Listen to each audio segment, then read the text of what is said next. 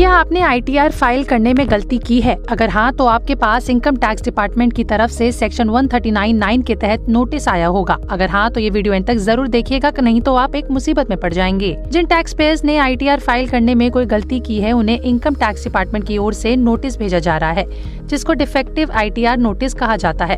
अब सवाल ये है कि अगर डिफेक्टिव ITR नोटिस की पहचान कैसे होगी?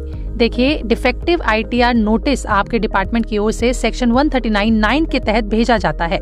ये नोटिस टैक्स पेयर्स को या तो उनके ईमेल पर मिलता है या फिर पोस्ट के जरिए भेजा जाता है, जिसके सब्जेक्ट में लिखा जाता है communication under section 139(9) from PAN का number for the assessment year 2023-24 या फिर जो भी असेसमेंट ईयर है वो लिखा होगा।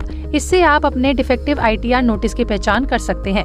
पहचान करने के बाद आपको ये नोटिस मिलता है तो 15 दिन के अंदर आपको अपनी गलती को सुधारना यानी रिवाइज रिटर्न फाइल करना होता है। अगर आप इस टाइमलाइन के अंदर ये काम नहीं कर पाएंगे तो आपको पेनल्टी देनी होती है। ऐसे में आपका रिटर्न इनवैलिड माना जाता है।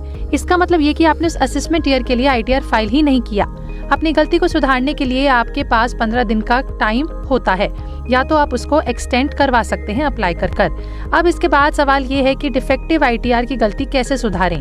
डिफेक्टिव ITR को सही करने के लिए सबसे पहले आपको ई-फाइलिंग पोर्टल पर जाकर ID पासवर्ड से लॉगिन करना होता है। इसके बाद ई प्रोसीडिंग टैब पर जाकर नोटिस को ध्यान से पढ़ें और गलतियों को सुधारने के लिए जरूरी डॉक्यूमेंट सबमिट कर दें। इसके बाद ई प्रोसीडिंग सेक्शन में अप्रोप्रिएट्स रिस्पॉन्स ऑप्शन को चुनें।